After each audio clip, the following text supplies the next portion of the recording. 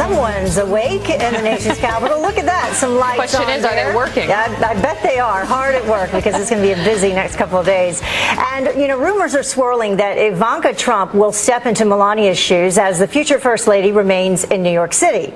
The office of the First Lady possibly being transformed into the office of the First Family. So what can we expect from Melania and Ivanka after the inauguration? Presidential historian and author of The Burning of the White House, Jane Hampton Cook, is here to weigh in. Jane, good to have you here this morning. Good morning. Good morning. Thanks for having me. So I think there's a fascination with both of these women, Melania and Ivanka, both beautiful, talented, smart. You say, however this shakes out, the country's going to be in good hands.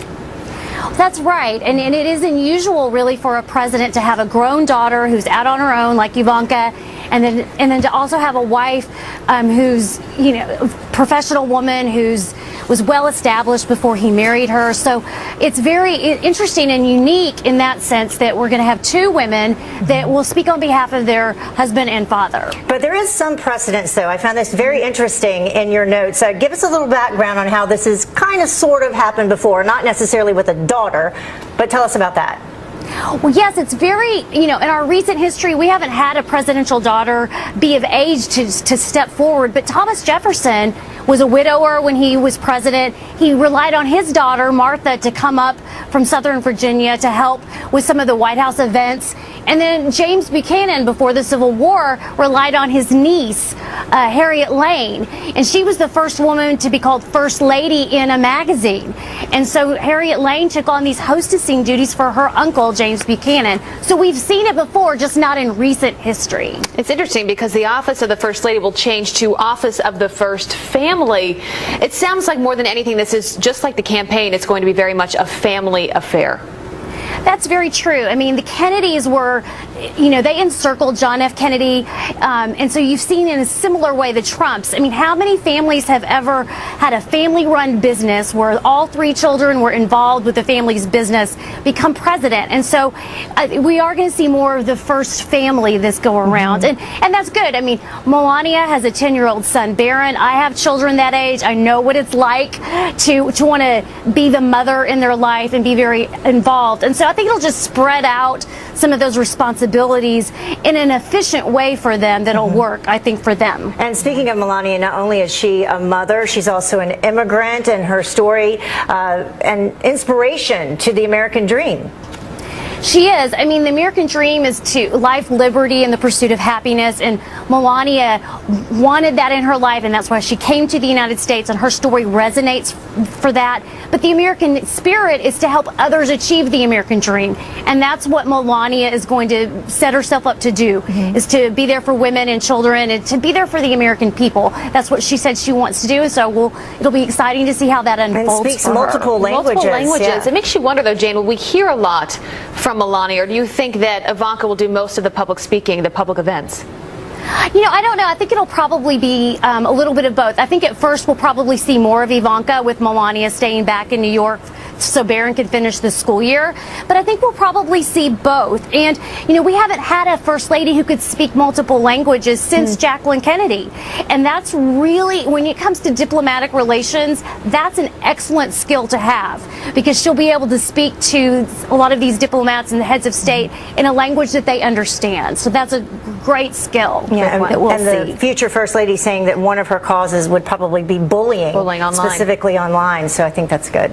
It's an excellent Jane, platform. good to have you here. Thanks for helping us all better understand. Really interesting. Thank you. Yeah. Appreciate it. Interesting. I wish I spoke multiple languages. Me too. Let's learn. Maybe one day. Well, the time now is about 6 minutes until the top of the hour, and it is lit. Our first look at the plot to smoke out Inauguration Day with 4,200 joints. Seriously? Wow. And flag fury. These celebrities should already be living in Canada, but instead they are here disrespecting Old Glory. Stick around. That kind of luck's just ain't for us.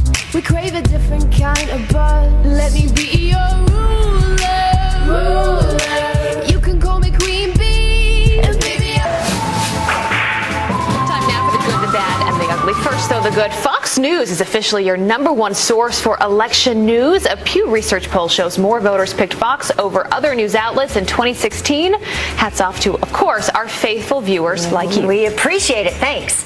And the bad, a group of stoners rolling into the inauguration, a pro-pot organization smoking 4,200 joints exactly 4 minutes and 20 seconds into Mr. Trump's big day. They say that it is in protest of the president-elect and Senator Jeff Sessions' anti-marijuana views. And finally, the ugly. First, Hollywood liberals disrespect the president-elect, and now the flag. 5 celebrities letting our nation's symbol touch the ground on Variety magazine's inauguration issue. That violates the U.S. code that says the flag should never touch anything beneath it. And one of those stars, actor who singled out Vice President-elect Pence at a performance of Hamilton. And 2 others, Lena Dunham and Chelsea Handler, vowed to leave the country if Mr. Trump was elected.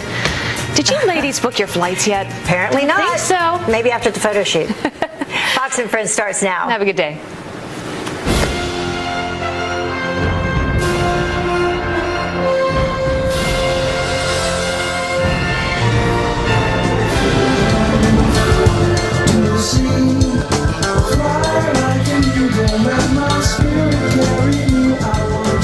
That is the U.S. Capitol. On the top, the Freedom Statue, and we are live in Washington, D.C.